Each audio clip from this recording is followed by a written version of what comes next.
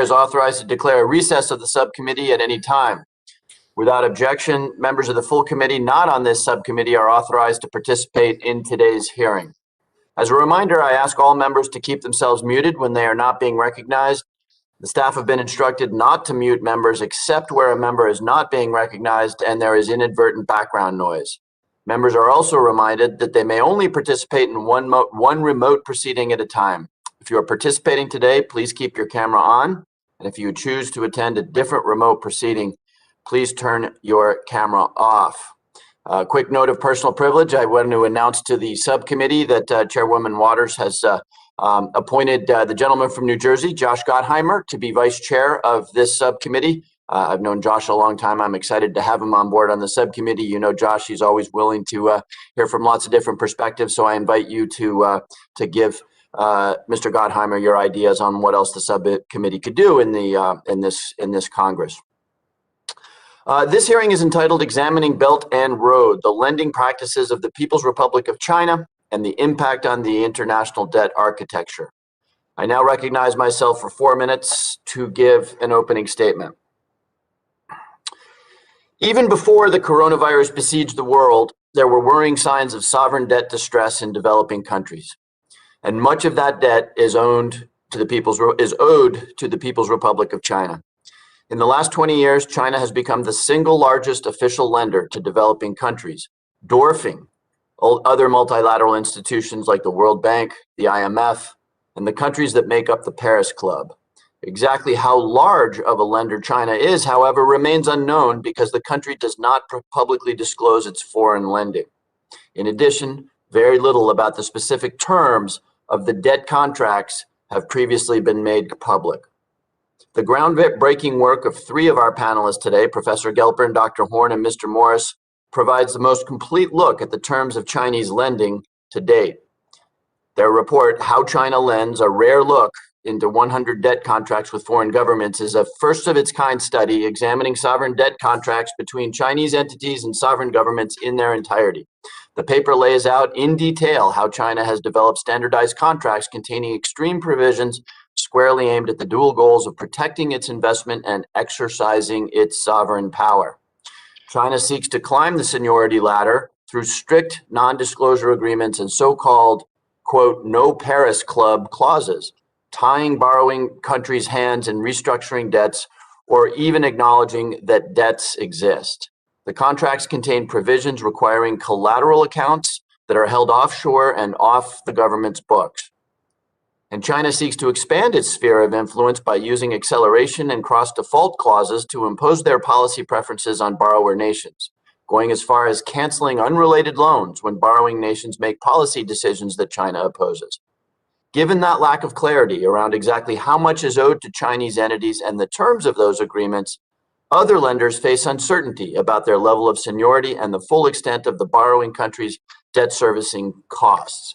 This lack of transparency makes future debt restructuring efforts, many of which we're seeing get underway right now, that much more difficult. The Debt Services Suspension Initiative and the Common Framework are both positive developments in ensuring international cooperation in addressing sovereign debt issues. Most notably, the Common Framework brings China closer to agreeing to Paris Club-style coordination. However, there remain significant hurdles to putting developing countries on a sustainable debt path. As China continues to expand its lending throughout the world, it is more important than ever that the United States and our global partners lead in setting durable global norms for official bilateral lending. With that, I'd like to thank our panel of witnesses whose expertise in this field is unparalleled. I sincerely appreciate your assistance in tackling these difficult issues and look forward to your testimony. I now recognize the ranking member for 4 minutes for an opening statement. Chairman Himes, thank you. Chair Waters, it's good to have you in our discussion today. We appreciate your leadership on the bipartisan agenda as it relates to reviewing China's engagement as the world's largest creditor. It's a bipartisan concern, and our committee has made that clear through enacting legislation like the Export-Import Bank's most recent reauthorization, as well as my Ensuring Chinese Debt Transparency Act that was passed last Congress. Multilateralism means bringing Beijing into compliance with international rules of the road including those of the Paris Club. Recent research, including some by our witnesses today, has filled many important details in on the scope, opacity, and conditionality of Chinese lending, which clearly runs counter to the mission of the International Monetary Fund, the World Bank, and other multilateral lenders. This is unacceptable. Let me highlight three policy implications I believe result from China's Belt and Road lending. First, the U.S. and our allies need to be much more serious about pushing for real concessions from Beijing. Many know that I have raised questions about the Treasury's recent plan to allocate $650 billion in special drawing rights, which could facilitate, directly or indirectly, Belt and Road repayments. This could also make it more challenging to force China to the negotiating table. Even if you support an SDR allocation, we should all be able to agree that the Treasury should use its leverage to obtain meaningful agreement on debt before signing off at the IMF meeting this summer, and not afterwards, when China could end up leading us into endless talks with zero results.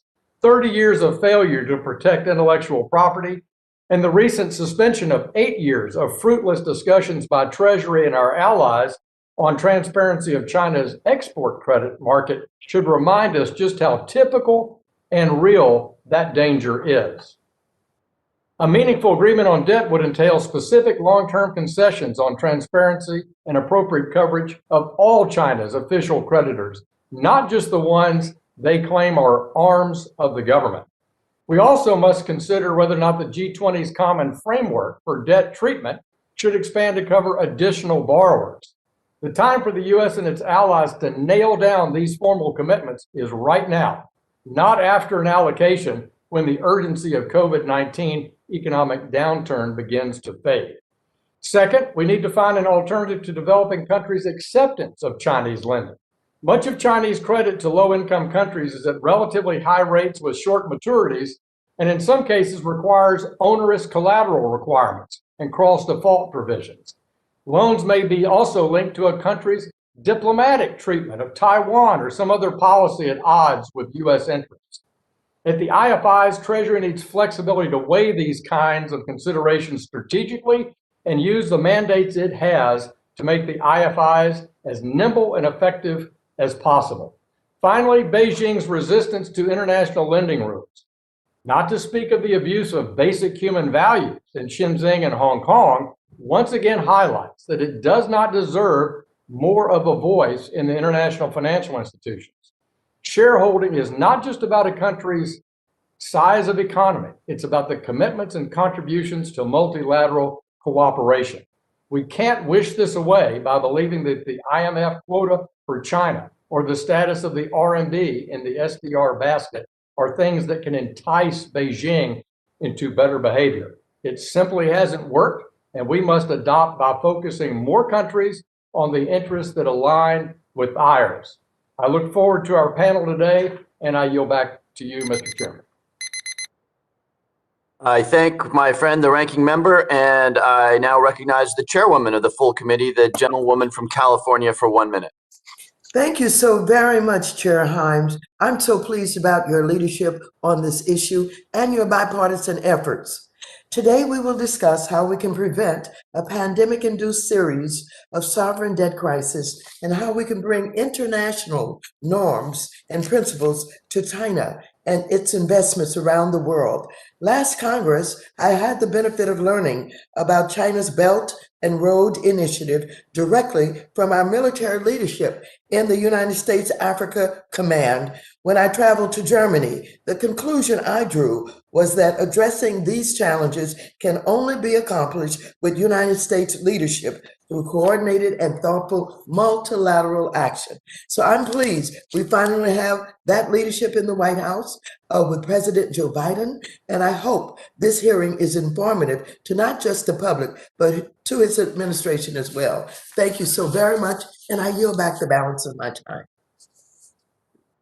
Thank you very much, Madam Chair. I'm told that the ranking member, Mr. McHenry, is not present and doesn't claim his minute. Let me give him a second to object or forever hold his peace. Okay, sounds like Mr. McHenry is not there. So today we welcome the testimony of our distinguished witnesses. First today we have Mr. Scott Morris, a senior fellow at the Center for Global Development. Next we have Professor Odette Lanau, the Associate Dean of Faculty Research and Intellectual Life at Cornell University Law School. Next we have Jaime Atienza, the Debt Policy Lead at Oxfam. Next, we have Professor Anna Gelpern, the Anne Fleming Research Professor at Georgetown Law and non-resident senior fellow at the Peter G. Peterson Institute for International Economics. And finally, we have Dr. Sebastian Horn, an economist at the Kiel Institute for the World Economy. Witnesses are reminded that their oral testimony will be limited to 5 minutes. You should be able to see a timer on your screen that will indicate how much time you have left, and a chime will go off at the end of your time. I would ask that you be mindful of the timer and quickly wrap up your testimony if you hear the chime, so that we can be respectful both of the witnesses and the committee members' time. Just as a reminder, it's the practice of the subcommittee to allow witnesses to finish their answers, but we do not permit members to go much beyond their 5 minutes to finish a question or to elicit a question. Without objection, the witnesses' written statements will be made part of the record. Mr. Morris, you are now recognized for 5 minutes to give an oral presentation of your testimony. Chairman Himes, Ranking Member Hill, Chairwoman Waters, thank you for the opportunity to testify today. 25 years ago, this committee was instrumental in putting forward the Heavily Indebted Poor Country Initiative, or HIPIC, to relieve the debt burdens of 37 low-income countries. At the time, the U.S. government was one of the leading creditors to these countries, while China was a smaller creditor than Costa Rica. Today, nearly all of the HIPIC countries are again at risk of debt distress, with vulnerabilities that have been greatly exacerbated by the pandemic. But on the creditor side, the picture has changed dramatically. The U.S. government today is one of the smallest creditors to these countries, while China, on the other hand, is a bigger creditor than all other government creditors combined. So when we consider how best to address a potential wide-scale debt crisis, we have to grapple with China's dominant position. Not just how much China lends, but how China lends.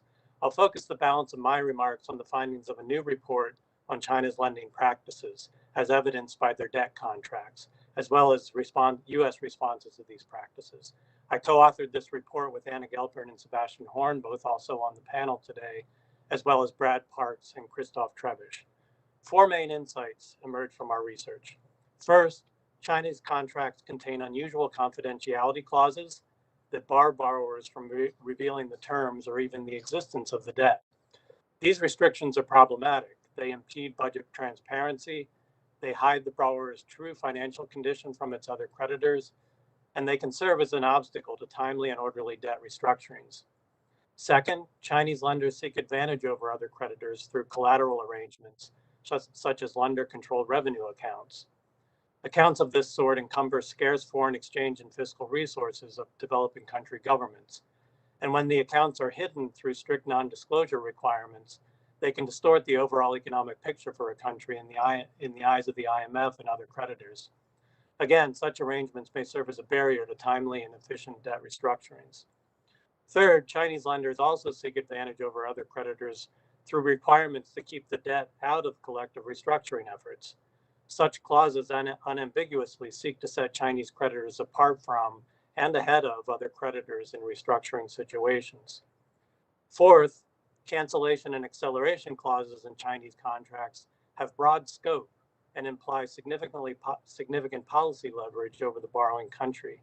These provisions enable the Chinese lender to accelerate payment or cancel a loan due to a wide array of policy conditions in the borrowing country or in China. With these findings in mind, let me turn to the U.S. government's policy agenda.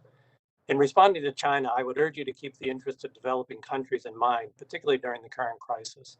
These countries need extraordinary support right now, and the U.S. government should work with partners to mobilize as much aid and concessional financing as possible. The U.S. is already stepping up with direct support for COVID relief and access to vaccines for these countries, and the faster we can move on these measures, the better. We should continue to support institutions like the World Bank and the IMF in their efforts in these countries. Our financial contributions to these institutions are critical. The U.S. should have clear objectives when it comes to China's role in debt relief. As the largest of the government lenders to indebted countries, the Chinese government should bear the largest cost of any debt relief initiative, but that outcome will not be automatic. The US should work with other countries on a more comprehensive definition of government creditors, such that Chinese government-owned lenders are not shielded from debt relief commitments. The US should also insist that the Chinese government disavow contractual provisions that impede debt relief efforts. Our government should lead by example when it comes to government contract transparency. The degree of secrecy we observe in Chinese contracts is unusual, but the reality is that secrecy is the prevailing norm among government lenders. While the burden of transparency has fallen almost exclusively on borrowing countries to date, the US could lead in expanding this agenda to creditor governments as well.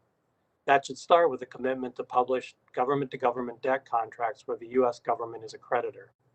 Finally, as the US seeks to compete with China in offering development finance, our government should be vigilant about avoiding China's mistakes in lending imprudently into vulnerable environments.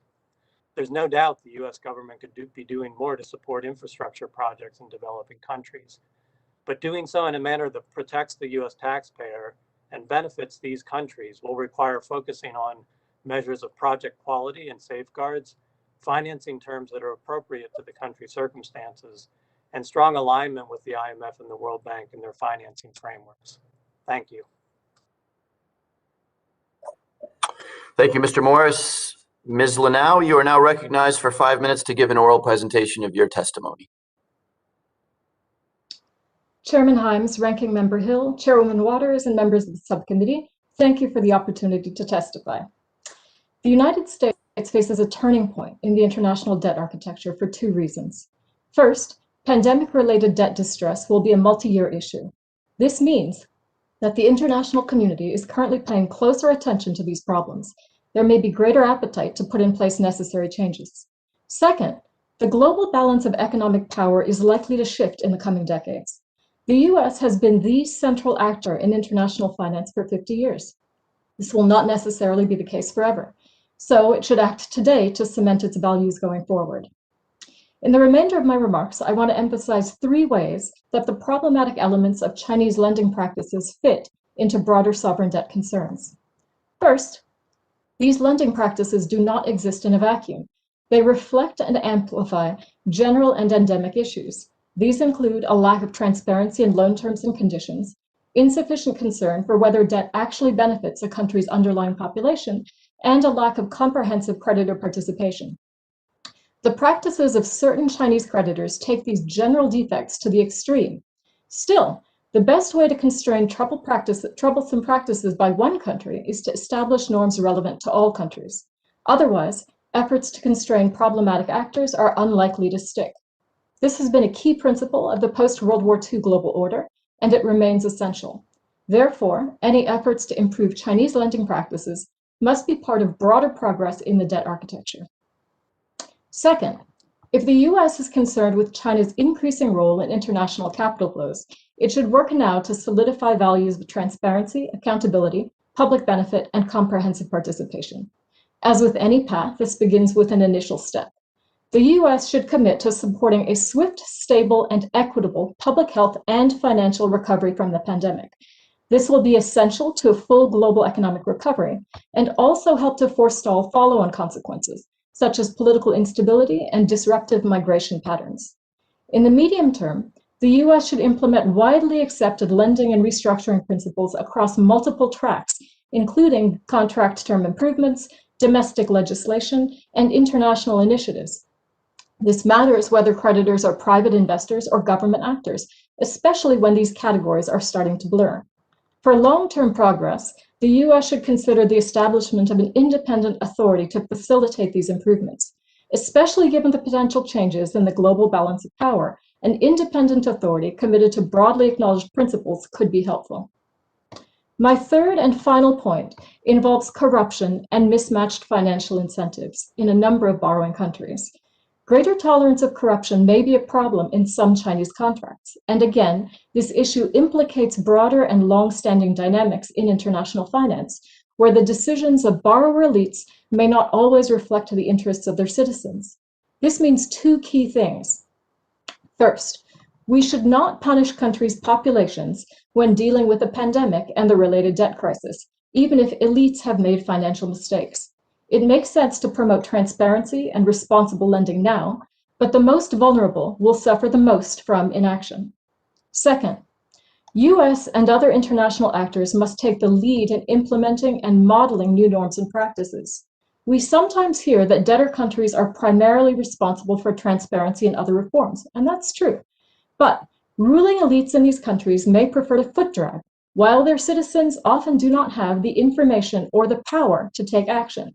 So, given the power imbalances and information asymmetries on the ground, more needs to be done at the external level. US support for strong creditor-focused rules on transparency and lending could, over time, help undermine troublesome internal dynamics in sovereign borrowers. To conclude, I should note that meaningful reforms may not be fully embraced by all US stakeholders. Some American affiliates have also benefited from deficiencies in the international framework. So, if the US is serious about curbing problematic debt practices, it will have to make that commitment clear to domestic constituencies as well. This will not always be an easy choice.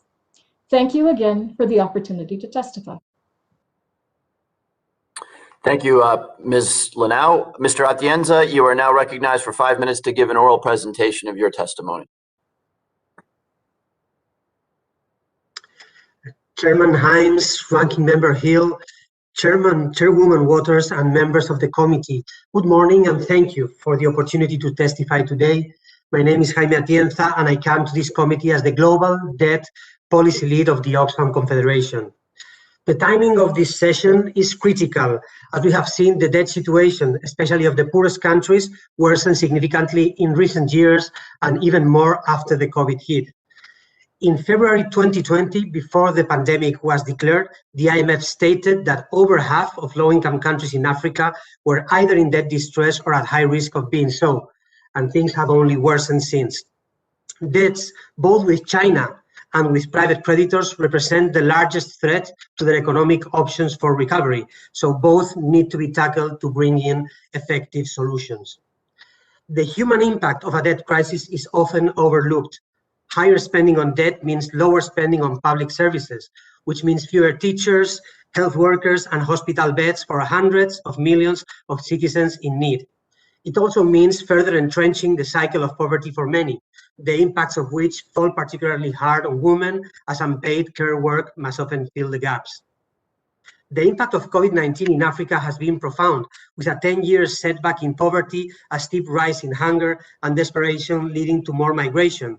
Small island states, among them some in the Caribbean, have lost an average 13% of their GDP, a wartime loss that is boosting poverty.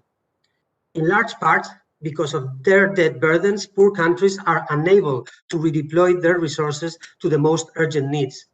In advanced economies such as the United States, the use of expansive monetary policies or large debt purchasing programs allowed a wide range of policy actions to cope with the crisis, protect those worse off, and prepare for the future stage of recovery. On the contrary, in the poorest countries, the situation is dire and options are scarce. In April 2021, 1 month after the pandemic was declared by the WHO, a global initiative called the DSSI was launched by the G20. It allowed for up to 23 countries to receive, upon request, a temporary suspension of their bilateral debt repayments from China to the United States. But this initiative left to voluntary mechanisms any debt relief from private creditors, which has not materialized at all, and simply invited IFIs to find ways to contributing more. The IMF did mobilize resources to cover debt repayments that 29 low-income countries owed to the fund, something the World Bank still has yet to accomplish. However, Oxfam research shows that 84% of COVID-era loans by the fund encourage or require austerity measures, which strike at the very fiscal space needed for recovery.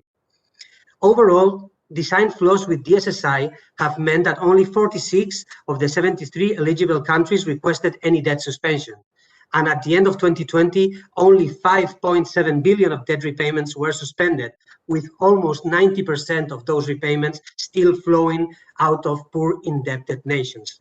The moratorium has failed to give enough fiscal space for the poorest nations in response to COVID and essentially has postponed the crisis. The common framework holds more promise, but it's yet to be tested, and the kind of debt relief it will deliver is unclear. It excludes middle-income countries, and the prospects for the comparability of treatment clause to deliver debt relief by private creditors remains uncertain at best. The situation for developing countries, and specifically for low and low middle-income African economies and small island states, in particular those in the Caribbean, is very urgent. And at a minimum, we need to take forward the following actions: ensuring debt cancellation options under the common framework for DSSI countries as well as middle-income countries in deep trouble; ensuring legal protection to debtor countries from the potential risks of debt holdouts after debt restructuring; accelerating new grant and concessional financing to countries that are unable to use their own resources or use new debt as advanced economies can; bring forward truly collaborative efforts under the G20 umbrella of the common framework between major creditors, including China and the US, IFIs and private bondholders and banks; upgrade transparency and disclosure of all debt contracts in collaboration with the OECD, including civil society and public oversight; and finally, agreeing to sustainable borrowing and lending standards to be applied to new operations and include catastrophe clauses in new debt contracts to avoid situations as the current. Again, thanks very much for this opportunity. Thank you, Mr. Atienza. Ms. Gilpern, you are now recognized for 5 minutes to give an oral presentation of your testimony.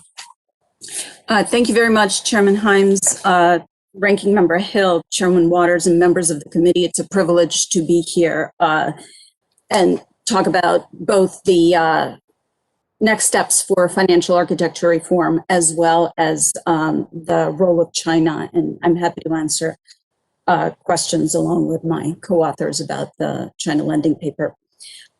So COVID-19 is both an alarm bell and an opening for meaningful reform of international financial architecture and debt architecture in particular. And this is one of those few times where the word architecture actually means architecture and not sort of frittering around with interior decoration and changing the doorknobs. Today's crises are quite different from the crises we saw 2 decades ago when there was another flurry of architecture conversations. This is not the last pandemic. We're going to see climate disasters and public health and financial shocks that are going to call for very different kinds of responses than what we've seen so far. The actors are very different today. Many of them have no experience in and at best provisional commitment to multilateral crisis resolution. And here, I think Chad, for one random example, it's the first common framework country. Its biggest creditor, almost half the debt, is Glencore, a mining company. Its biggest official creditor is China, followed by, of all countries, Libya, France, Angola, India, Saudi Arabia. This is not the old bonds versus banks, hedge funds versus city conversation. Debt stocks are much bigger, more fragile, much more complex. There's more collateralized debt, and it's inexcusably untransparent. Against this background, the common framework is real progress. It is a real architectural move. It's a new room. It's a turret, perhaps. It does need support. It's worth investing in. It also needs oversight to live up to its potential. Now, China found it in its interest to participate, as did India, as did other big creditors. And I think that, above all, is a really hopeful sign. I am, on balance, optimistic.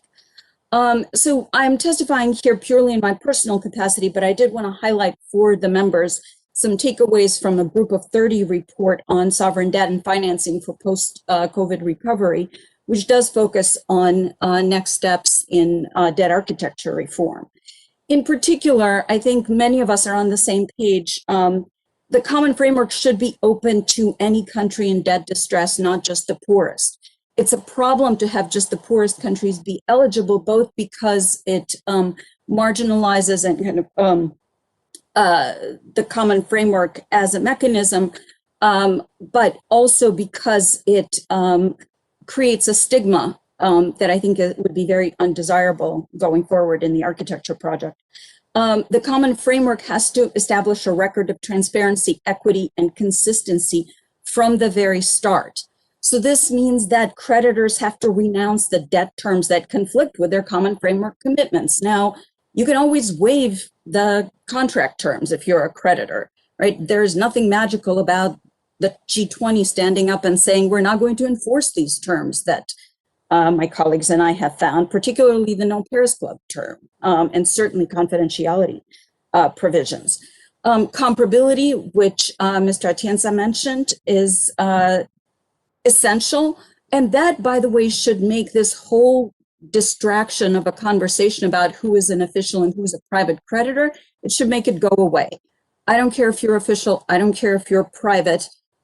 Everyone has got to contribute to comparable debt relief. And that, I think, is essential. Going forward, we're going to see a lot more hybrid creditors, and we don't want to waste time on this sort of thing. There should be public disclosure, and there's got to be something like a standing consultative coordinating body to ensure that this ad hoc restructuring is not seen as illegitimate, is not conducted behind closed doors. My colleagues already mentioned, and I agree wholeheartedly, that the US and other G20 have got to lead by example and disclose our bilateral contracts. And very last point, my big fear from the China lending paper is that we're going to see an arms race. Every creditor is going to want some collateral. Everyone is going to want priority. We've got to nip this in the bud. We've got to start with multilateral agreement that we're not going to dismember distressed countries and engage in an asset grab race. That's not a way to build an architecture. Thank you very much. Ms. Gelfern. Dr. Horn, you are now recognized for 5 minutes to give an oral presentation of your testimony. Chairman Himes, Ranking Member Hill, Chairwoman Waters, members of the committee, thank you for the opportunity to testify today. I would like to use my time to highlight findings from a recent research project with Carmen Reinhardt and Christoph Trebesch. And I would also like to share my personal views on why I believe that greater debt transparency needs to be a cornerstone in all efforts to reform the international debt architecture. Over the course of the past 15 years, the Chinese government and its state-owned enterprises and banks have lent at least $500 billion to developing and emerging market countries. This lending boom has turned the Chinese government into the world's largest official creditor, with outstanding claims surpassing those of the IMF, those of the World Bank, or those of all Paris Club members combined. Chinese overseas lending has filled a void left by traditional development donors and has contributed to meeting the enormous funding gap for infrastructure and reliable energy sources in the developing world. This has potentially large positive effects on economic growth and development. At the same time, outstanding debt to Chinese creditors has risen fast and has contributed to debt servicing difficulties in multiple developing and emerging countries. For the 50 most indebted developing countries to China, we estimate that outstanding debt stocks have risen from almost zero in 2005 to an average of more than 15% of GDP in 2017. In more than 24 developing countries, outstanding debt stocks to China now exceed 10% of recipient country GDP. The large majority of loans has been extended at commercial terms, meaning with interest rates that are close to those in private capital markets and with comparatively short grace periods and maturities. As a result, Chinese creditors are going to play a dominant role in debt service payments of many low and middle income countries for years to come. Furthermore, the opacity surrounding Chinese lending practices has made it difficult to assess the exact debt burdens of recipient countries. Our analysis reveals that around 50% of Chinese lending to developing country public sector recipients has gone unreported, meaning that these debt stocks do not appear in the most widely used data sources provided by the World Bank and other international organizations. The unreported lending from China has grown to more than 200 billion US dollars as of 2016. Most of these liabilities are held on the books of state-owned enterprises and special purpose vehicles and are therefore outside the often narrowly drawn perimeter of public debt statistics. Hidden debt problems are widespread and not exclusively linked to Chinese lending. However, the opacity of the Chinese lending process has fueled the buildup of the problem, and Chinese authorities so far have done little to address the issue. The Chinese government does not publish detailed statistics on its outstanding claims and lending activities and does not share information with the OECD creditor reporting system or the Paris Club. Furthermore, Chinese state-owned banks often exclude expansive confidentiality undertakings in their loan contracts and thus prevent the debtors from revealing the terms or even the existence of the loans. Failing to account for unreported debts distorts the views of the official and private sectors in significant ways. Uncertainty about the amount and terms of outstanding claims undermines debt sustainability analysis and asset pricing and leads to longer and ultimately more costly debt restructuring processes. These problems are aggravated by the fact that a substantial share of Chinese loans relies on formal and informal means of collateralization, so that Chinese creditors may be treated preferentially in case of repayment problems. Maybe most importantly, the lack of transparency prevents citizens in both the borrower and creditor countries from holding their governments accountable for their borrowing and lending decisions. Exposing public debt to public scrutiny can help to reduce the risks of unsustainable debt buildups and helps to mitigate the severity of recurring cycles of debt and crisis. The COVID-19 crisis has exposed debt vulnerabilities in developing countries, along with the deficiencies of the international debt architecture. Broad action on that is needed to ensure that developing countries can mobilize the resources they require to address the ongoing health crisis. While greater debt transparency alone cannot overcome all issues, it is a prerequisite to broader attempts to reform the international debt architecture. The best way for advanced countries to support such efforts is to lead by example. Thank you, and I'm looking forward to answering your questions. Thank you, Dr. Horn. I now recognize myself for 5 minutes for questions.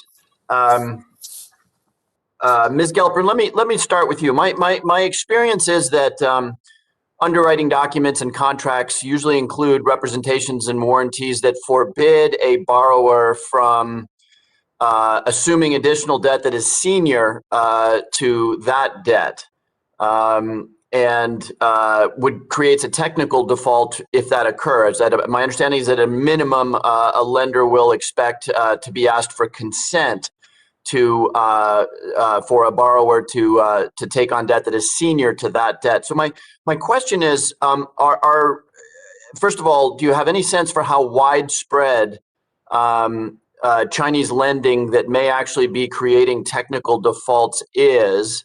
And secondly, how do both the Chinese and the borrowers, who are presumably knowingly getting into a technical default, think about undertaking that kind of activity? What a fantastic question. Sorry, I'm a contracts professor, so I'm loving this. The clauses you're talking about, so pari passu and negative pledge clauses, are very widespread, but their formulation varies tremendously. So while I think it's a healthy assumption that a lot of this debt violates traditional negative pledge clauses, the carve-outs are so broad and the variation is so wide that it's not entirely clear how much of this lending triggers technical default.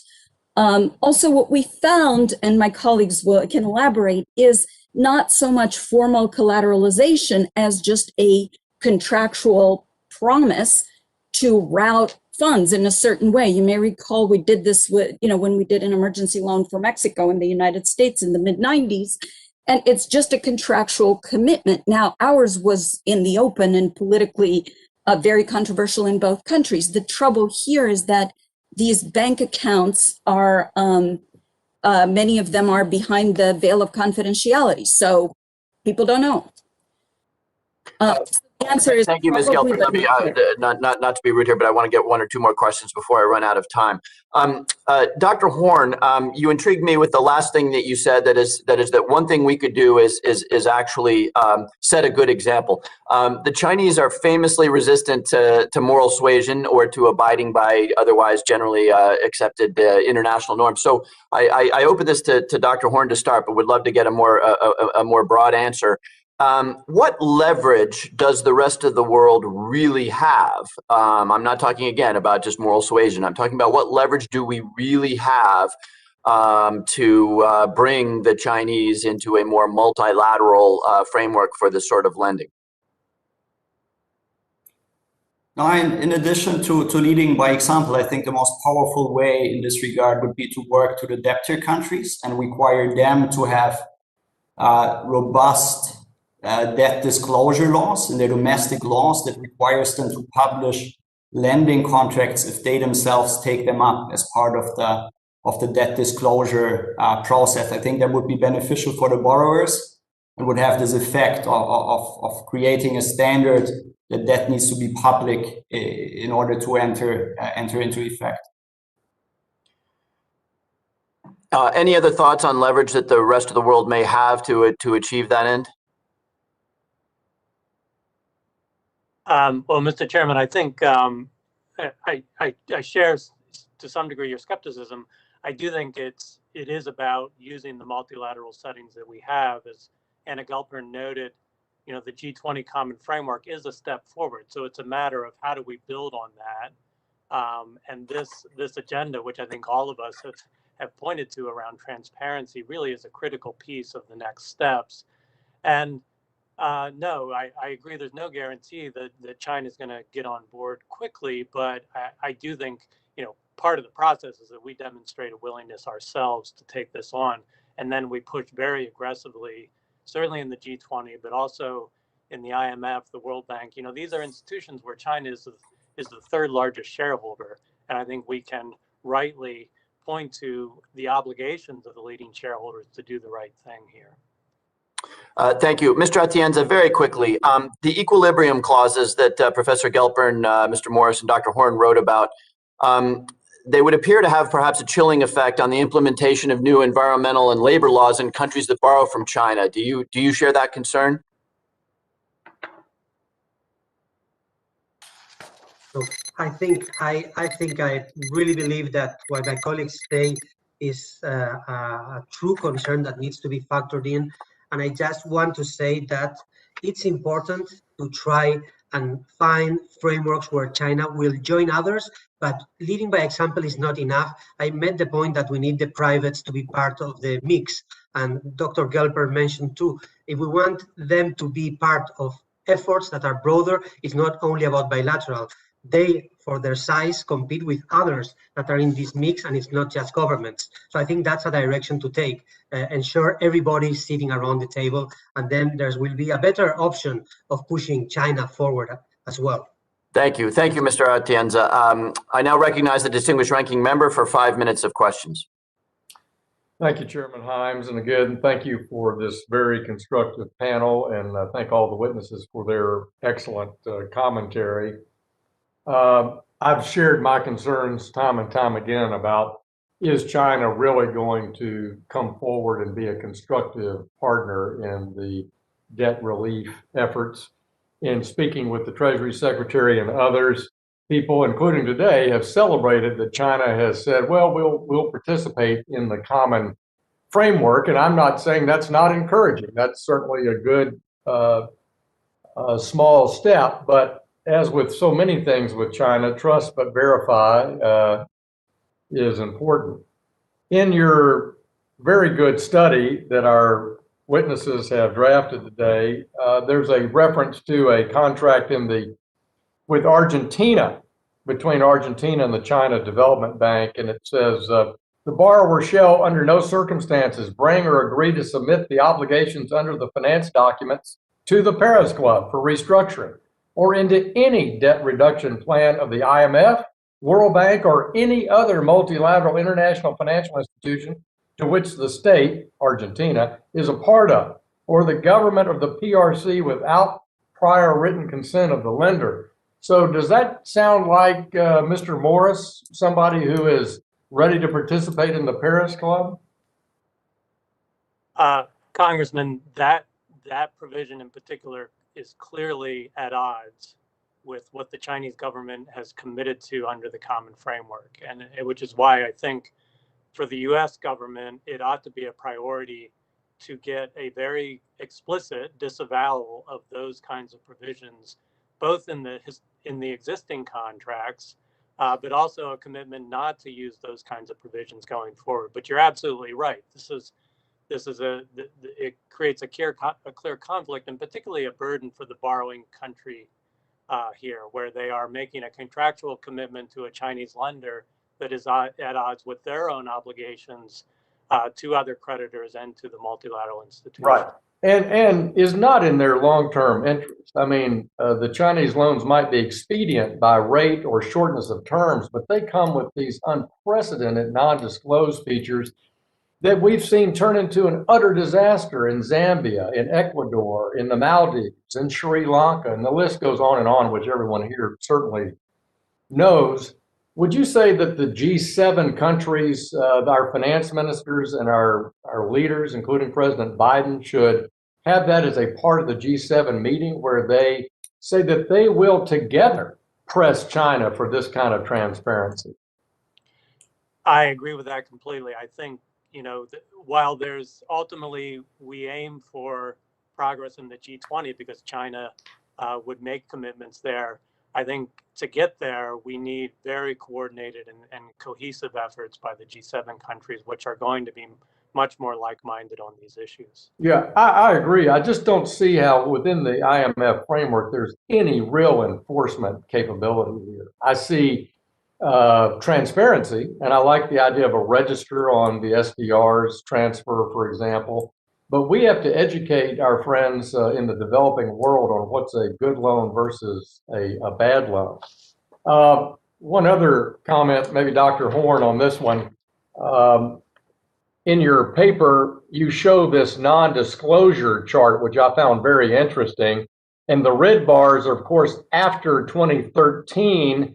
And 2013 is a seminal year as the Chinese Communist leader Xi began Belt and Road being announced in 2013. And suddenly we have all these non-disclosure arrangements in every aspect of your 100 loan sample. Dr. Horn, what are your suggestions for enforcement and how we can encourage Chinese behavioral change? What can the IMF do specifically? I'm going to repeat myself in a sense, but I think with respect to the confidentiality clauses, again, the most powerful way would be to strengthen the debt management capacity, the statistical capacity in the debtor countries, and make use of the carve-outs that these clauses have. These confidentiality clauses are written in a very broad way, but they usually include a carve-out that allows the debtor countries to publish the contracts and the terms in case there is a domestic law in place that requires them to do so. I think giving them the capacity to put these laws in place would be the most powerful instrument to create transparency. Thank you, Chairman, and I yield back. Gentleman yields back. The chairwoman of the full committee, Mrs. Waters of California, is recognized for 5 minutes for questions. Well, thank you so very much, and I'm appreciating this discussion, and I'm very thankful that our witnesses are here today. Professor Galpern, some people have referred to recent sovereign debt restructurings in which countries like Argentina and Ecuador have had the terms of their debt amended by their creditors to be a success. Continuing with this restructuring argument, however, I think touting these restructurings as successful ignores the pain and suffering that any sovereign debt crisis inflicts on a country's citizens, especially the poor. And let me just say what I think I have learned about some of these agreements that these countries get into. They're desperate. Many of them want to increase their infrastructure. Some of them are trying to increase tourism as an effort to show up, the economy in their countries. And so while they are desperate and they sign on to these agreements, they don't really anticipate that they're not going to be able to repay the debt, and that cause harm to their citizens. So what do you say about their plight and the restructurings, et cetera, et cetera? Chairwoman, thank you for your question. And I agree wholeheartedly, and not just that you can't measure restructurings success by their speed. You also have to look at actual human beings' well-being, but also just the durability of them. I mean, Argentina and Ecuador are in distress weeks after they restructured, right? And I think reiterating and amplifying some of what my colleagues said, building better capacity and agency in the borrowing countries that do need tremendous infrastructure investment, I think should be an absolute priority. I know transparency can sound like, meaningless sort of pablum, but if you have standardized terms that everyone is aware of, if you know when terms deviate from the standard, if there's multilateral capacity building, I think that we're going to be way better off. I think if countries have these domestic laws that my colleague mentioned, by the way, the carve-outs include laws in other countries. If anybody passes a law requiring disclosure, I think that is going to embarrass a whole lot of creditors into at least somewhat less abusive terms. Thank you very much. What can be done to incentivize the borrowing countries to seek some help in, dissecting the agreement to see if it's in their best interest, and perhaps get some advice before signing off on these agreements? So I think there's tremendous demand, and this is completely in my different capacity. So we have this initiative called Sovereign Debt Forum, where we have done training sessions with developing country debt managers, and the attendance is very high, right? I think having standard contracts out there, because everybody who gets a contract put in front of them is told, oh, this is perfectly normal. And just like a homeowner that borrows, from a bank and on abusive terms, everybody thinks they're going to repay. And there's genuine humanitarian need, right? So we can't say, well, just stop borrowing. That's right. And we need concessional surge capacity at multilaterals. I mean, maybe Mr. Morris can talk some more about that, but there needs to be affordable funding for basic human needs so that countries aren't driven into abusive terms. Thank you very much. Let me take a moment here to direct a question to Mr. Morris. In the G20's debt service suspension initiative, which temporarily suspends the debt service payments of poor countries to G20 nations, China did not suspend debt service payments to China Development Bank, asserting that the CDB is a commercial entity, despite the fact that it is under the control of the Communist Party State Council. Some of China's contracts you examined in your report contain false default and acceleration clauses to which a default in one China loan in a country would trigger a default across the board on all China loans in the country. Linking all China investments in a country this way suggests, as a matter of contract, that China is presenting itself as a unitary entity. Mr. Morris, isn't this inconsistent with the Chinese government's propaganda in debt discussions that not all loans, such as those by China Development Bank, are centrally controlled? Well, thank you, Chair Waters. I think this is a real challenge, and I think, yes, our research provides additional evidence that if we're looking at China Development Bank, not only is it unambiguously owned by the Chinese government, but it is a policy lever for the Chinese government. And that ought to add to the burden on China to continue, the argument that it is a commercial bank with no policy ties to the government just doesn't hold up. And so I think the U.S. ought to be pressing aggressively on this point. As Anna Gelpern said, in principle, it shouldn't matter if we have an agreement that all creditors have to be on board, but we know in practice that commercial creditors haven't been participating. So that gives, CDB room to sit on the sidelines on these discussions. Well, I want to thank you. My time has long since expired, and as we go on with the hearing, perhaps we can get more involvement in this aspect of it. Thank you very much. I yield back to the chair, Mr. Himes. Thank you. The chairwoman's time has expired. The gentleman from Texas, Mr. Williams, is recognized for 5 minutes of questions.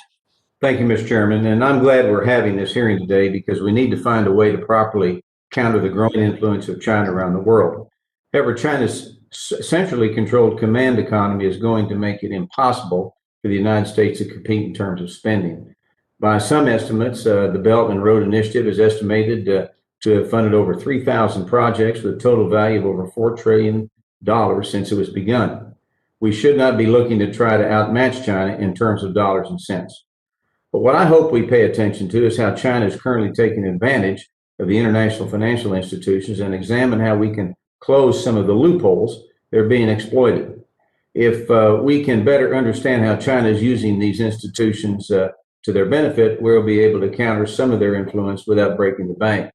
So my first question, Dr. Horn, is to you. Can you talk about some of the ways China is taking advantage of international financial institutions?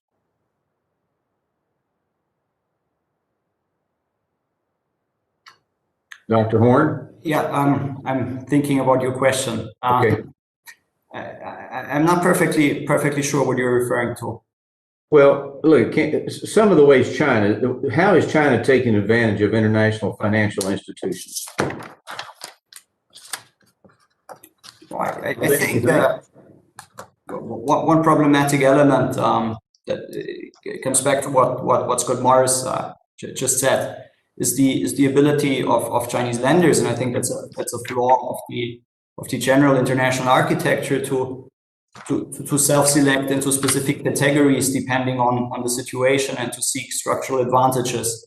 The self-identification of CDB as an official lender when it comes to tapping international capital markets, but then as a commercial creditor when it comes to burden sharing under the DSI. The SSI is, I think, one example where the sort of discretion is harmful.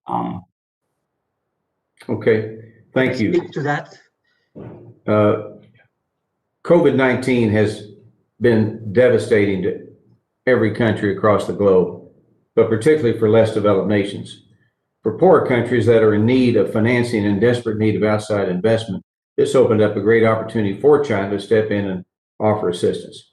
Even though China knows they might not get all of their money back, they are investing and they realize that they will be able to assert influence over the borrowing country. So, Doctor, again, can you talk about how China has been exploiting the COVID-19 pandemic to expand their influence across the globe?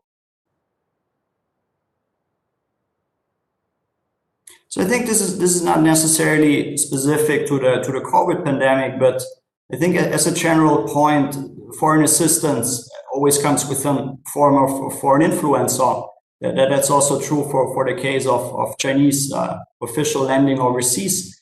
My colleagues from the How China Lend reports have already mentioned a variety of examples in how this sort of political influence plays through the contracts. I think a key issue here is the writing, the inclusion of broad acceleration and cancellation clauses that give a lot of bargaining power to the creditor and allow it to impose influence on certain domestic or foreign political issues. I think these sort of contractual provisions are an issue in that context. Okay. We've heard how China is not transparent with disclosing the details of their lending practices and the problems that is creating within the international system. This is not surprising given China's track record of covering up human rights violations, stealing IP and theft from companies across the world, and silencing dissenting voices across the government. So finally, Mr. Horn, Dr. Horn, with our inability to affect China's behavior in these areas, why do you think that this time will be different as we push for greater transparency in their financial dealings?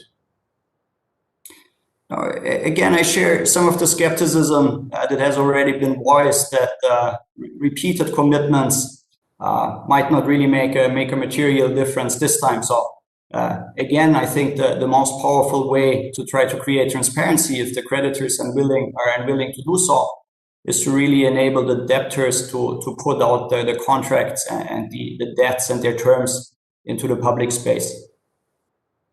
Okay, thank you, Mr. Chairman. And what time I have, I yield back. The gentleman from Texas yields back. The gentleman from Massachusetts, Mr. Lynch, is recognized for 5 minutes of questions. Thank you very much, Mr. Chairman. This was a great topic, and I appreciate your good work on this. So just before this pandemic, we had an opportunity to travel to quite a few countries in Africa. We went to Mali, Somalia, Ethiopia, Nigeria, and the onerous terms of some of this lending by the Chinese Communist Party, by the Chinese government, was not only egregious in terms, but it also, in many cases, as a number of the witnesses have pointed out, those loans were backed by collateral, and in many cases, it was the maritime ports of these countries. So it really controlled the well, not Mali, but in the other countries, it was really almost a sale of part of their maritime ports, which in long term really affects the long-term interest and the national security of those individual countries. We also visited Darwin, Australia, where a private investor with close ties to the Chinese Communist government effectuated a 99-year lease, basically a purchase of the port of Darwin, not very far, about 2 miles from the United States Marines facility there in northern Australia. Is there a way that we might adopt within the common framework a policy or requirement that we discourage or deny the opportunity for the Chinese government to actually acquire this infrastructure, especially when it's so essential to the future of these countries? Many of these countries, especially in Africa, are so desperate for capital, for lending. Some of them, obviously, there's a level of corruption there. But I would just ask any of the witnesses: are there any opportunities that we might have using the IMF, using some of our international organizations and lending platforms? Is there any a requirement that we disallow or we prevent the acquisition of these major ports by the Chinese Communist government? Mr. Atienza. Thank you for the question. I think the way in which we should look at this issue is try to think about how to turn things around. So if there are capital needs, why is it the Chinese that are providing? Who else can provide, and in which terms that will help support? So that's a way of turning it around. And if they benefit from the lack of transparency and for the lack of rules, why not set a rules-based system? Even the Paris Club, that we know has clear rules and all members work well with each other, is just an informal club. So my colleagues, Dr. Gelpern and Dr. Lino, already spoke to the need to have an architecture that's strong enough so that everyone will have to abide. I think moving in these two directions, in the provision of finance for the right things and in the right terms, and in the provision of a rule set, a strong set of rules, including a system for debt management and debt restructuring, would be direct ways to go. That would be my take on this one. Thank you. Thank you. Ms. Gelpern, could you add to that? Thank you. Sure. Yeah, if I may amplify, first of all multilateral banks have negative pledge clauses that prohibit debtors from pledging collateral, or at least restrict it heavily without going to the banks. They've got to be made more uniform and revisited and taken more seriously. And then IMF and the World Bank put out a paper before COVID hit on the rise in collateralized debt, where the collateral is unrelated to the revenue generated project. And discouraging that, I think that we can be a lot more muscular in the institutions, the multilaterals can be a lot more muscular in encouraging collateral only when it's a revenue generating project that actually has returns in terms of human development. Could I jump in on that as well quickly? Mr. Now? Yes. Yep. I would also point out, and I'm sure that you realize this in your travels, that these types of terms are very unpopular on the ground once they become well known. So emphasizing, again, transparency from both the debtor side and also the creditor side, especially because some range of these contracts might have been eased in the facility, facilitated by side payments, right? I think this means that we need transparency from both sides so that these types of things become known on the ground by the broader citizenry and they can object to it at the time. Thank you. Mr. Chairman, I yield back. Thank you for your good courtesy. The gentleman's time's expired. The gentleman from Ohio, Mr. Davidson, is recognized for 5 minutes. Thank you, Chairman Himes, and I thank you to our witnesses for spending time discussing this important and prevalent issue with us today. China's economic infiltration across developing countries has grown very worrisome. We've known for some time that the Chinese RMB is prone to manipulation, and this means that we must look to ensure that anything the RMB touches is not undermined by activity from the Chinese Communist Party and the People's Bank of China. To address these concerns, I'm now working on the Chinese Currency Accountability Act. The IMF's special drawing rights are comprised of 5 of the world's largest currencies, including the RMB.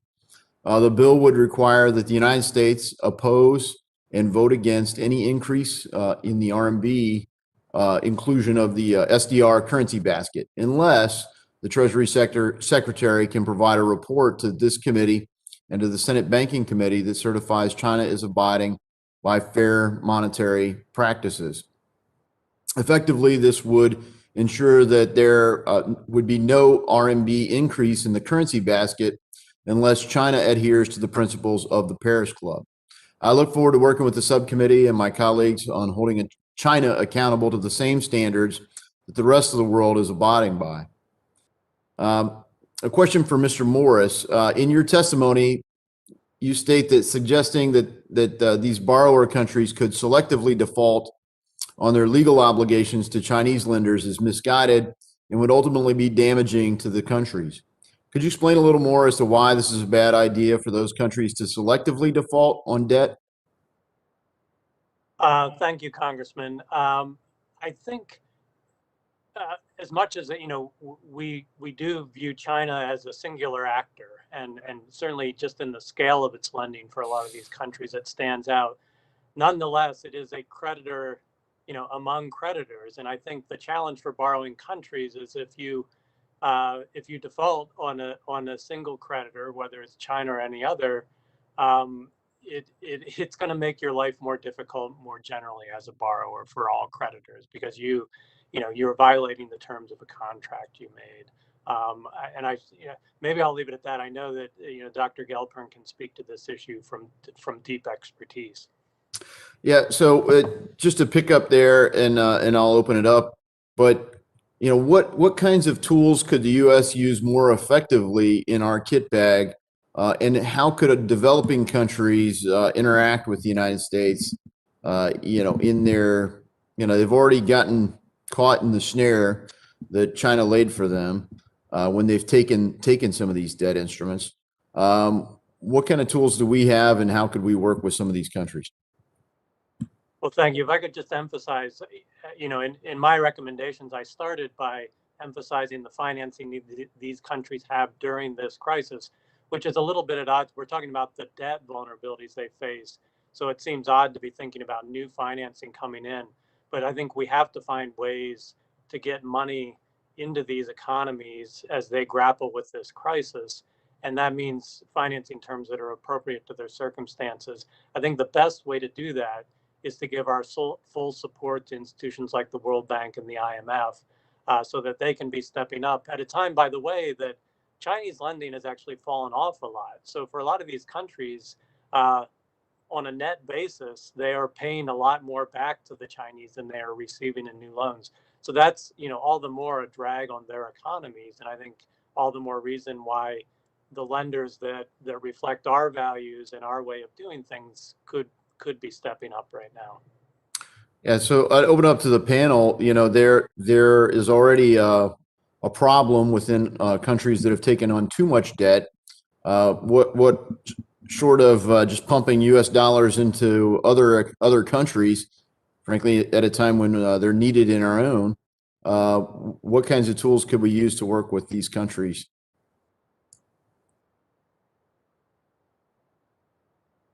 If I can speak to that, I would just say that there are some obvious ones.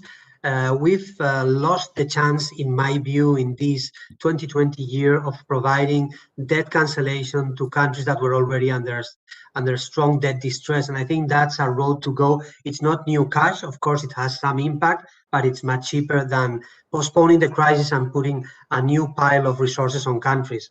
And second would be the countries need ODA, they need additional aid, and they need concessional financing. Concessional financing can allow them to cope with repaying back, but with a grace period and with low interest rates, and that can make the matching. Yep, thank you. And my time, unfortunately, has expired. Gentleman's time has expired. The gentlewoman from Pennsylvania, Ms. Dean, is recognized for 5 minutes of questions.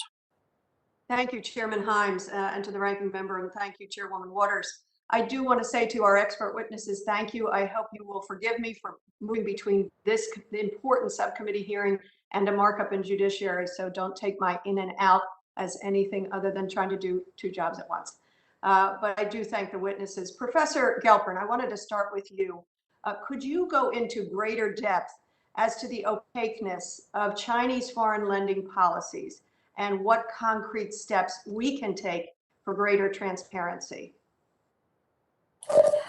This is probably something that I should share with Dr. Horn, who's looked at the numbers, and I've looked at the contracts. So look, the contracts have inordinately expansive confidentiality terms, and more so in recent years. The really interesting thing to me is that there are carve-outs for disclosure required by law. Well, then let's require disclosure by law. My preference is to start with the borrowing countries because, as Professor Leno has said, there needs to be accountability to the people whose work is repaying the debt, right? But I think that any legal statutory requirement of disclosure would actually take the wind out of a lot of these contractual terms. And just to flag, and I think this connects to the G7, the French have very similar confidentiality clauses. So going through the G7 actually is a very good idea because China can always point to AFD and say, hey, we're no different. Dr. Horn, do you want to add to that?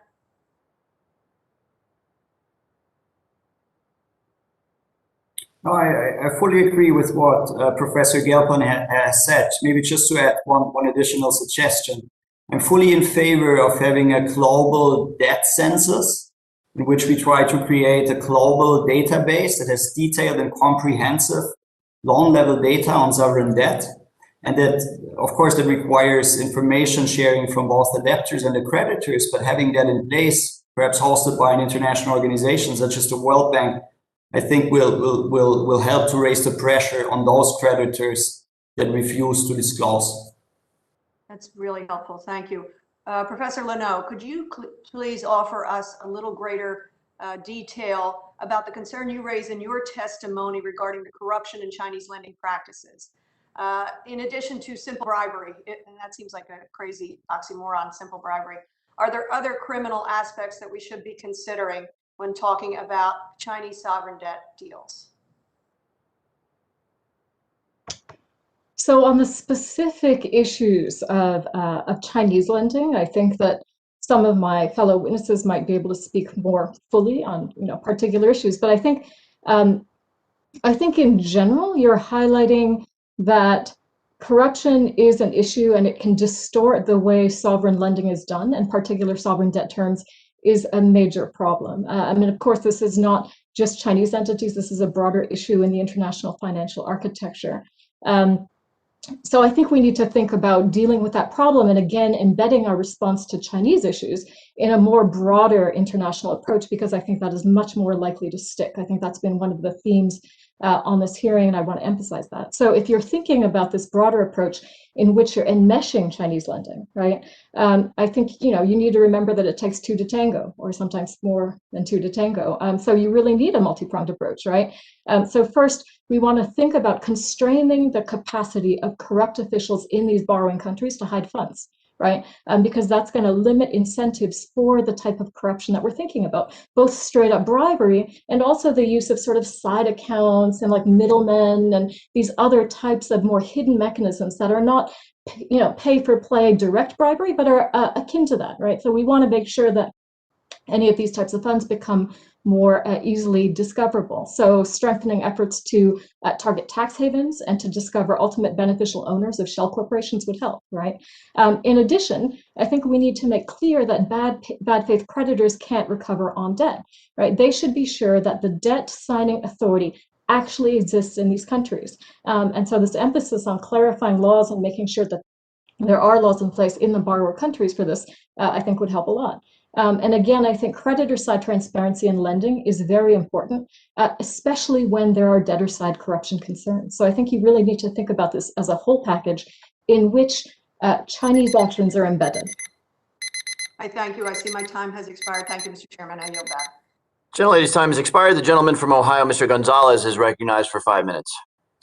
Thank you, Chairman, and thank you to our great panel. This is an awesome and very timely discussion. So I do thank the chairman and the ranking member and the witnesses. I want to start my questions with Dr. Horn. So I think the instinct when we talk about how do we combat this and what sort of counter do we have, I think the instinct is to say, okay, let's look at our multilaterals as a counterweight to what China's doing. And I think that makes sense in some respects. Having said that, I'm skeptical that the World Bank and the IMF are equipped to do that, only because my impression from speaking with former executive directors at the World Bank and folks who are very familiar with the World Bank is that China in many ways have blocked any attempt at getting the transparency that we want because of their shareholder rights and their ability to build coalitions inside the World Bank. So I guess my first question, and by the way, I say that as somebody who supports the World Bank. I think these multilaterals, they're necessary despite their frustrations. So I think we do need to support them. But that being said, Dr. Horn, my first question is, one, do you agree with the perspective that the World Bank has not been as effective as we might hope vis-a-vis transparency because of China's influence?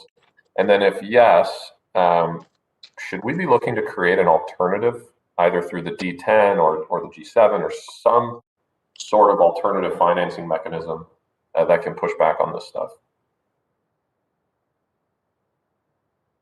No, I'm not familiar with the internal discussions within the World Bank and debt transparency and what has slowed the progress. My personal observation is that there has been progress over the course of the last couple of months. One specific example is the publication of creditor compositions of the international public debt data, which I think is the first time that an official institution has really put quantities out there, has tried to, or has published the actual debt stocks that I think these countries owe to China. So I think that has been a significant step forward.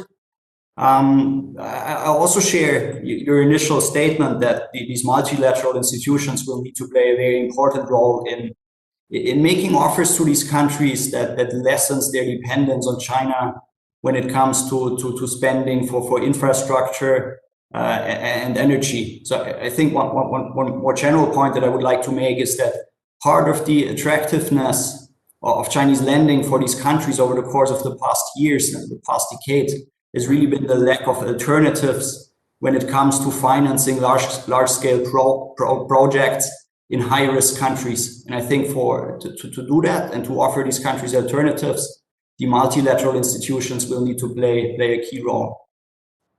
Thank you. Professor Gelpern, do you have any thoughts on that? Is your perspective that China has not, or I guess what would you say to the initial claim that the World Bank and the IMF have largely been blocked due to Chinese influence from demanding the type of transparency that we would need? I wouldn't say blocked. I would say occasionally gummed up. I mean, I would, and it is a meaningful distinction in my mind. I do want to refocus attention on something Mr. Morris said, which is Chinese lending is going down. Their net repayments, and the really interesting question now is what's going to replace that? Right at the time when countries accumulated unprecedented amounts of debt in 2020. We haven't had defaults. Why? Because countries that maybe shouldn't have borrowed up a storm. And so we're facing a delicate moment right now. And I do think that's where multilaterals can come in. I mean, IDA can borrow. IDA is enormously conservative, right? They can borrow, and that would diminish any given shareholder's influence in some sense. Yeah. May I speak to something that you said, Representative Gonzalez? So you began by expressing concern about the possible politicization of the World Bank and the IMF, and I agree with Professor Gelpern that gumming up is more accurate than blocked. I would emphasize that I think the U.S. needs to maintain its voice in these institutions rather than withdraw, right? Because I think withdrawing from these institutions is not the way to go. I also do think, though, that, you know, given the changing balance of power over time, the U.S. should consider support for an independent expert institution, because experts from every country basically agree on what's needed. And so if we want to be supporting that, then an independent institution, even a consultative one, is not a bad idea.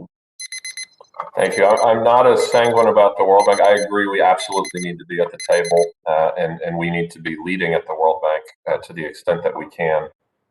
But absent that, I do hope we consider alternatives. But with that, I yield back. Thank you.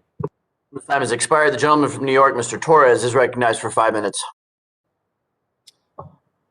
Thank you. I guess my first question is about the G20 Common Framework. My understanding is that China agreed to participate in the G20's Common Framework. How does one reconcile China's participation in the Common Framework with China's insistence on the No Paris Club clause? And I guess that Professor Gelpern? Sure. And I think that also Mr. Morris may have more political economy color to add. But look, the clauses all predated last November. Some of them very recently predated. You know, we have some contracts of 2020 that have these clauses, but we don't have anything since the Common Framework. It's embarrassing, right? They need to get up and say, they and we need to get up and say, now that there's the Common Framework, nobody's going to ask for this and nobody's going to enforce what's there now. Otherwise, it's just, why would you sign up for something just to be publicly embarrassed? I mean, I'm being simplistic here. Can I add, what do you add to that? Your organization did the aid data report, if I understand correctly, and what is China's end game? Is China seeking repayment, or is debt a means to an end? I'm thinking of the case of Sri Lanka, which could not repay the debt, and so instead of repaying the debt, Sri Lanka ceded control of a port to China or an entity of China. And I'm wondering, is it more important to China to be repaid, or is it more important to leverage debt financing as well as integrated project delivery to secure control of other countries' strategic assets? What's the end game here? Congressman, I think I'll come in on that question. I think our interpretation as authors of this study is that, you know, we view these features as very aggressive measures to get repaid. That basically, and there are different interpretations, but I think ours would be that particularly lending into high-risk debt environments, we are, you know, measures like these cash accounts, other kinds of offshore accounts, are features that the lender is using to protect itself. But you know, that's one interpretation, and it can exist alongside other interpretations about broader strategic goals that the Chinese government might have, which is why, you know, the other features that we point to, these very broadly written provisions that implicate policy issues in the two countries, you know, there's a lot of room for maneuverability there on the part of the Chinese government, and it's interesting that they would, you know, write those features into the contracts. And I think it does speak to, legitimate concerns we can have from a U.S. perspective about the degree of leverage that the government might have in these situations. And it doesn't, they don't need to be lending countries into default deliberately in order to find sort of avenues for strategic influence in these countries. And this might be a challenging question to answer, but China has an ever-expanding web of debt contracts with collateral clauses and confidentiality clauses, and all of these contracts contribute toward a lack of debt transparency. And it seems to me these loans are structured to undermine multilateral institutions and the debt restructuring initiatives of those institutions. Like, how close are we to reaching the point of no return, where these contracts are just so widespread that will derail the debt restructuring initiatives of multilateral institutions like G20 and others? Contracts are not the 10 Commandments, right? I mean, and at a certain point, they backfire. If you have a really brittle contract, all that happens is your debtor defaults, and then what? So I think we need to leverage the self-interest here. Now, Congressman, you're exactly right. Sovereigns are sovereign. If I could just, if you're a low-income country, the cost of defaulting and alienating a country as powerful as China can be quite high. So you're right, but you can lose access to markets. But today we have very diverse lenders and lots of them. So in some ways, playing creditors against one another can play against us or in favor of a more constructive financing model. And I think really it's about turning the ship around rather than a point of no return. I don't think we're there. But, Thank you. The gentleman's time has expired. The gentleman from Texas, Mr. Taylor, is recognized for 5 minutes.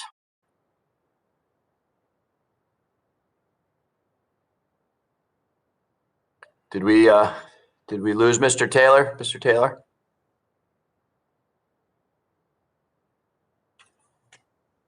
Okay, hearing nothing from Mr. Taylor, the gentleman from Illinois, Mr. Garcia, is recognized for 5 minutes for questions. Thank you, Mr. Chairman and Ranking Member Hill, for convening this very important hearing. And of course, thank you to all the witnesses who came to shed light on this complicated topic. I know it's easy to get abstract when we talk about the impact of global debt, but my constituents know we're talking about people's lives too. I'm from Chicago, and when our interest rates go up in Chicago and Cook County, we worry about pension cuts. I have a large Puerto Rican community in my district. The loved ones are trying to rebuild the island while needed investments are going to bondholders on Wall Street. So if countries around the world have to cut their budgets to make debt payments, whether it's China or Wall Street, I worry that it'll be impossible for us to recover from this pandemic. Mr. Atienza, your testimony painted an alarming picture of the global economy during COVID-19, but many of the existing debt relief programs are only focused on small or very low income countries. Are larger economies like Mexico or Nigeria also likely to run into debt issues due to COVID-19? And does that jeopardize recovery for all of us? Thank you for your question, Representative Garcia. Definitely there are middle-income countries that are in debt trouble. I wouldn't mention Mexico in that stance at this point, but definitely Nigeria, that is part of this initiative, is a large economy with deep troubles. And what we are seeing is that problems with debt are quite widespread, but we are finding, or ways are being found of providing new liquidity that hides to some extent the depth of this crisis and postpones it. Our take is that we are going to need to set new mechanisms to protect countries from the worst in this debt storm, and we're going to need debt cancellation. It's a bit of a lost opportunity that nothing else was done under DSSI, just postponing with the crisis going deeper. Payments to 2022-26 is not good enough, and we need to include definitely mechanisms that allow for debt cancellation for middle-income countries that are under severe debt stress. And there are plenty of those. And definitely protecting and setting provisions to protect the citizens in countries in these situations is going to be an important step forward. And I want to add that you need civil society oversight, and you need the eyes and the testimony of ordinary people to speak to the impacts of this debt crisis and to the reality that this COVID crisis is not going better yet because the uncertainties and the slow path of vaccination in developing countries is not allowing for. So all our previsions and all the numbers that we are reading are too optimistic currently. We need to be ready for things getting worse and for action coming forward urgently. Thank you for that. Professor Linnell, in your testimony, you mentioned the importance of a fair, transparent restructuring process. We see in Puerto Rico how difficult restructuring can be and how important it is to get the process right. Can you talk about international efforts underway to create a fair restructuring mechanism for sovereign debt and what Congress can do to support them? Yes, thank you for the question. So there are important mechanisms or processes underway to try to improve debt restructuring. I think the current discussion, the move toward the common framework, including a broader range of countries and creditors in that, I think is very important. I think that in addition, though, we need to take broader steps because I believe that this is just an initial step, and we need to take additional steps on both the sort of transparency side and on the actual fair restructuring side. We need to think more broadly about including not just public creditors, but also private creditors, as you pointed out, because different countries and different entities like Puerto Rico are differently exposed to public as opposed to private approaches. I think comparability of treatment in the common framework is one way to try to encourage the collaboration and coordination that is so essential, but it's not going to be sufficient because, as you point out, a very small range of countries are covered. And also because it's very difficult to encourage private creditors, in addition to public creditors, to participate in that. So we need to think a little bit more broadly, both in terms of improving contract mechanisms to make sure that they're not just within a certain type of contract like bonds, but also include a broader range. We need to think about domestic legislation, including legislation that I believe is under consideration in New York. And we need to think more seriously about international mechanisms, even beyond the ones that are under consideration right now. I think it takes a multi-track approach. Thank you so much, Mr. Chairman. I yield back. The gentleman's time has expired. The gentleman from Massachusetts, Mr. Auchincloss, is recognized for 5 minutes. Thank you, Chairman Himes, for convening this hearing today. I found this really, really edifying. I want to focus on China's practices as they relate to the Association of Southeast Asian Nations and the effect on geostrategy in the South China Sea. After World War II, the most important alliances and stabilization for the Pacific were the United States' relationships with Japan, with South Korea, with implicit security guarantees for Taiwan, our relationship with Australia. And now the Association for Southeast Asian Nations, the ASEAN states, are some of the fastest growing economies in the world. Their political heft is growing, and they've become the next battleground to be won in terms of influence in the Indo-Pacific. Partly because of the United States' failure to join in the Trans-Pacific Partnership, we left a vacuum in ASEAN. And China has filled that with more than $100 billion worth of infrastructure loans and investments. I'll leave this question open for any of our witnesses who wish to answer it. Can you explain how China has been using cancellation, acceleration, stabilization contracts to influence the foreign policy of the ASEAN states in regards to its aggressive actions in the South China Sea, and what the United States might be able to do in working with ASEAN debtors to push back on these aggressive actions in the South China Sea?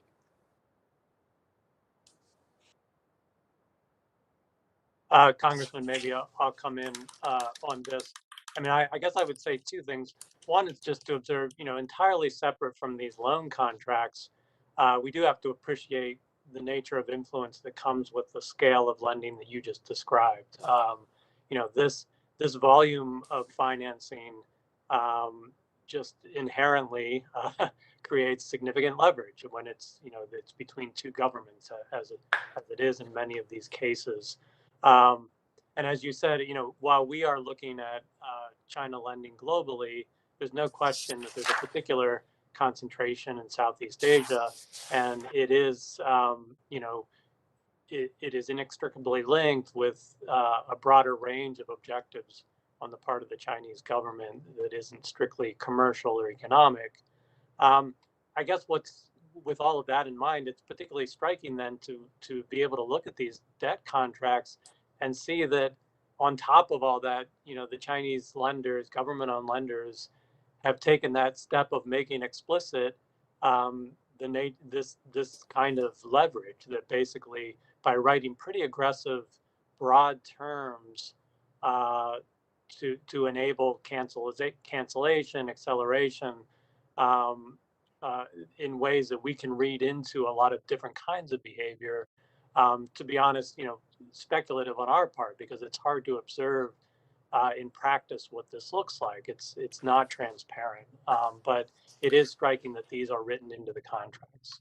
And Mr. Morris, are we seeing already evidence that the ASEAN states, I mean, ASEAN as a coordinating body is not particularly muscular yet in the Indo-Pacific affairs, but are we seeing evidence that they are being muted in their response to Chinese actions in the South China Sea because of the investments and the loans they're getting from China? I'll avoid speaking directly to that, but more broadly, I would say I'm actually struck by, there is an opportunity here for the U.S. The degree to which, there is political blowback in the region, certainly to China's lending behavior. There is a desire to diversify sources of financing, and I think as we heard from the other witnesses, that at the citizen level there is discomfort and resistance to their own governments as they've taken on these commitments that feel like there are strings attached and broader implications. So I think there is an opportunity for us. How can the United States use the potential for reentry into the Trans-Pacific Partnership or some updated version of that to provide a counterbalance in ASEAN states? I do think the trade agenda is an important instrument. One thing I would say, though, is that if you look back historically, the U.S. has emphasized trade agreements as sort of a leading instrument of our foreign policy. That has fallen off a lot in recent years, obviously. What we have not emphasized that the Chinese have is financing, direct investment, lending, equity stakes. And, I think we have to grapple with that as a part of our toolkit. I yield back, Mr. Chair. Gentleman from Massachusetts, time has expired. The gentleman from California, Mr. Sherman, is recognized for 5 minutes. Thank you. And Mr. Chair, thank you for letting me participate in this subcommittee. I was chair of the Asia subcommittee back on May 8th, 2019, when we had hearings focused very much on the same subject. I want to observe that China providing capital to poor countries to help them develop is often a good thing. These loans are risky for China, and the most important loans, the most important financing in the world is when lenders are willing to take a risk. But we need to be concerned about 3 areas. One is when the loan is unfair, particularly when it's a trap designed, as it may have been in Sri Lanka, to make the loan not with the idea that it would ever be repaid, but as a way to seize the underlying security. The second issue that arises is aid or concessionary loans or financing a foreign policy bribe, encouragement? And we do that too. We give aid and concessionary loans to countries hoping that they will support American foreign policy. And if we're going to compete with China around the world, I'd much rather the competition be who can do the most to help poor countries, and to compete for their votes at the UN or diplomatic support, than it be a competition as to who can build the most aircraft carriers. A third issue that arises is the confidentiality. And that particularly concerns me because if I gather what our witnesses are testifying, China insists that the borrower not disclose the debt, which makes it impossible then for the borrower to be honest with its citizens and to be honest with other lenders. Do I have this right that countries agree or even companies agree not to disclose their debts to China or Chinese entities to their citizens or to others they may be seeking credit from? Carson, the answer is yes, but I mean, isn't that fundamentally illegal? I mean, if you then go to another lender and you say, here are a list of all my debts, do you then put a little note at the bottom and say, except for the ones to China, which I'm not disclosing to you? You're breaching the contract. Fraud doesn't count. I promised China that I would defraud the next lender. So the fraud is good fraud because I did it at Beijing's request. Sir, what is the good fraud here? There is no good fraud, right? I think there's broad-based agreement on that. I think the only qualification to all of this is that we've got the agreements, either because we have 100, that's 5% or however much, either because they're legal requirements or because somebody leaked. These are all from public sources. What we need is an international. If I can interrupt for a second, the response of America should be, please, if you enter into an unfair contract with China or a contract where you are required to conceal it from other debtors, including us, then please don't repay. And in order to encourage you not to repay, we will instruct all of the lending agencies under our control not to count it against your credit. Many countries will repay China because they want to maintain a good relationship with China. But at some point, the debt to China will be so enormous that the opportunity to just stiff them completely and not have it count against their credit rating anywhere else will be very inviting. Or the opportunity to use that opportunity to negotiate with China will be helpful. So when we evaluate a country's credit and count defaults to China, we are acting in effect as China's debt collector. Perhaps you have a comment. The trouble is that we don't have that leverage, right? I mean, we're not in a position to tell private creditors not to call a default or rating agencies to downgrade. So you don't know the power of our committee. We do have control of credit rating agencies. I yield back. Well, Ms. Gelper, I'll give you a few seconds to respond. You were starting a sentence there. Well, just that the victims are going to be the countries. That's my concern, right? That if we had all the control and all the money, and if we could replace all the liquidity, I suppose we could consider that. But Paris Club creditors are 5% of, including us, of a lot of these countries' debt. So who are we talking to? Who's the audience? Okay, the gentleman's time has expired. Thank you, Ms. Gelpern. The chair does not see or know of members seeking time. Going once. If I could seek 30 seconds.